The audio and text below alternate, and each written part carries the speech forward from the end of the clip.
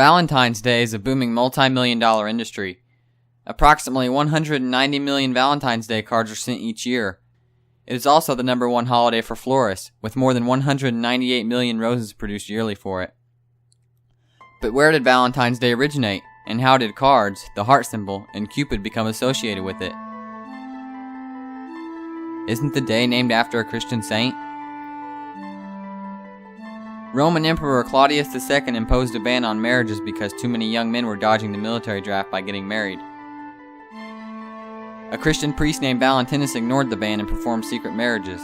He was caught, which meant that he was imprisoned and sentenced to death. While awaiting execution, young lovers visited him with notes about how much better love is than war, the first Valentines. The execution occurred in 269 AD on February 14th. He was declared a saint shortly after his death.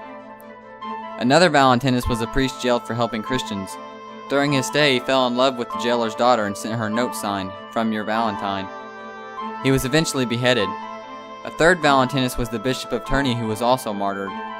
Romans celebrated a holiday on February 14th to honor Juno Fructifier, queen of the Roman gods and goddesses, and on February 15th, they celebrated the Feast of Lupercalia in honor of Lupercus, the Roman god who watched over shepherds and their flocks. The Lupercalia festival began with the sacrifice of 2 male goats and a dog. Next, 2 young patrician Luperci were led to the altar to be anointed on their foreheads with the sacrificial blood, which was wiped off the bloody knife with wool soaked in milk, after which they were expected to smile and laugh. The sacrificial feast followed, after which the Luperci cut thongs from the skins of the animals, dressed themselves in the skins of the sacrificed goats, and ran around the walls of the old Palatine city, with the thongs in their hands in 2 bands, striking girls and young women.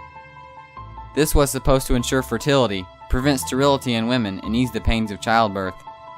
As with most non-biblical customs found in the church today, Lupercalia was simply given a Christian-sounding name and adopted into the Universal Catholic Church. It was Pope Gelasius who in 496 AD changed the pagan holiday Lupercalia to Saint Valentine's Day. Pope Gelasius took the stories of several Catholic Valentines and evolved them into one Saint Valentine. This day honors Nimrod, son of Cush, who was the great-grandson of Noah. Other names for Nimrod were Pan, Baal, Lupercus, and Santus, or Saint, hence Saint Valentine's Day. The Encyclopedia Britannica indicates that Nimrod was also called Cupid. Nimrod was the original Valentine. It is said women lusted after him. The Romans called the festival the Lupercalia. This custom of exchanging valentines and all the other traditions in honor of Lupercus, the deified hero hunter of Rome, found its way into the church. This is how Valentine's Day came to be observed on the 14th of February. On that day, Nimrod's mother, Semiramis, was supposedly purified and made the first appearance as the mother and child. And God spake all these words, saying, I am the Lord thy God, which have brought thee out of the land of Egypt, out of the house of bondage.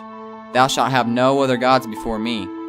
Thou shalt not make unto thee any graven image, or any likeness of anything that is in heaven above, or that is in the earth beneath, or that is in the water under the earth. Thou shalt not bow down thyself to them, nor serve them. For I, the Lord thy God, am a jealous God, visiting the iniquity of the fathers upon the children unto the 3rd and 4th generation of them that hate me, and showing mercy unto thousands of them that love me, and keep my commandments.